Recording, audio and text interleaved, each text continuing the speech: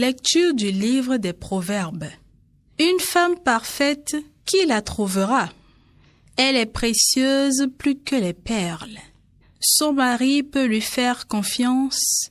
Il ne manquera pas de ressources.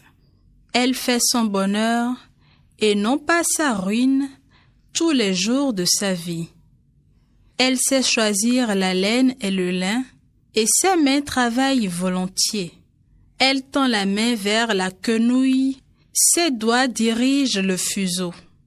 Ses doigts s'ouvrent en faveur du pauvre, elle tend la main au malheureux.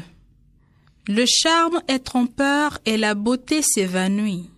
Seule, la femme qui craint le Seigneur mérite la louange. Célébrez-la pour les fruits de son travail, et qu'aux portes de la ville, ses œuvres disent sa louange.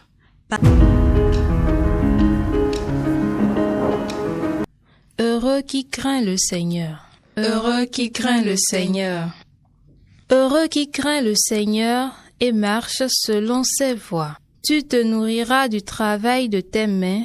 Heureux es-tu, à toi le bonheur. Heureux qui craint le Seigneur. Ta femme sera dans ta maison comme une vigne généreuse, et tes fils autour de la table comme des plants d'olivier. Heureux qui craint le Seigneur. Voilà comment sera béni l'homme qui craint le Seigneur. De Sion, que le Seigneur te bénisse. Tu verras le bonheur de Jérusalem tous les jours de ta vie. Heureux qui craint le Seigneur. Lecture de la première lettre de Saint Paul apôtre aux Thessaloniciens. Pour ce qui est des temps et des moments de la venue du Seigneur, vous n'avez pas besoin, frères, que je vous en parle dans ma lettre. Vous savez très bien que le jour du Seigneur vient comme un voleur dans la nuit. Quand les gens diront « Quelle paix, quelle tranquillité !» c'est alors que tout à coup, la catastrophe s'abattra sur eux, comme des douleurs sur la femme enceinte. Ils ne pourront pas s'y échapper. Mais vous, frères, comme vous n'êtes pas dans les ténèbres, ce jour ne vous surprendra pas comme un voleur. En effet, vous êtes tous des fils de la lumière, des fils du jour. Nous n'appartenons pas à la nuit et aux ténèbres. Alors, ne restons pas endormis comme les autres, mais soyons vigilants et restons sobres. Évangile de Jésus-Christ selon saint Matthieu. En ce temps-là, Jésus disait à ses disciples cette parabole. Un homme qui partait en voyage appela ses serviteurs et leur confia ses biens. À l'un, il remit une somme de 5 talents, à un autre 2 talents, au troisième un seul talent, à chacun selon ses capacités, puis il partit.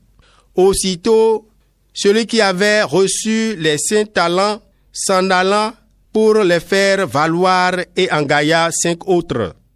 De même, celui qui avait reçu 2 talents engagea 2 autres, mais celui qui n'en avait reçu qu'un alla creuser la terre et cacha l'argent de son maître.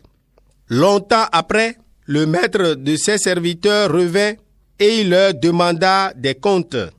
Celui qui avait reçu 5 talents s'approcha, présenta 5 autres talents et dit, « Seigneur, tu m'as confié 5 talents.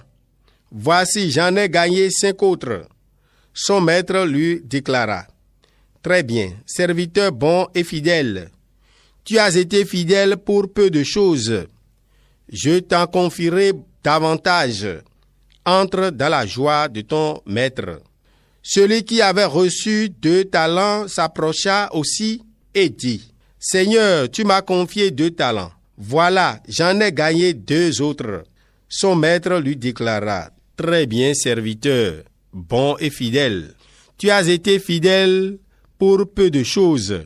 Je t'en confierai beaucoup. Entre dans la joie de ton Seigneur. » Celui qui avait reçu un seul talent s'approcha aussi et dit, « Seigneur, je savais que tu es un homme dur. Tu moissonnes là où tu n'as pas semé, tu ramasses là où tu n'as pas répandu le grain. J'ai eu peur et je suis allé cacher ton talent dans la terre. Le voici. Tu as ce qui t'appartient. » Son maître lui répliqua. « Serviteur mauvais et paresseux, tu savais que je moissonne là où je n'ai pas semé et je ramasse le grain là où je n'ai pas répandu. Alors, il fallait placer mon argent à la banque et à mon retour, je l'aurais retrouvé avec les intérêts. Enlevez-lui donc son talent et donnez-le à celui qui en a 10. À celui qui a, on donnera encore et il sera dans l'abondance. Mais celui qui n'a rien se verra enlever même ce qu'il a. Quant à ce serviteur bon n'a rien, jetez-le dans les ténèbres extérieures. Là, il y aura des pleurs et des grincements de dents. »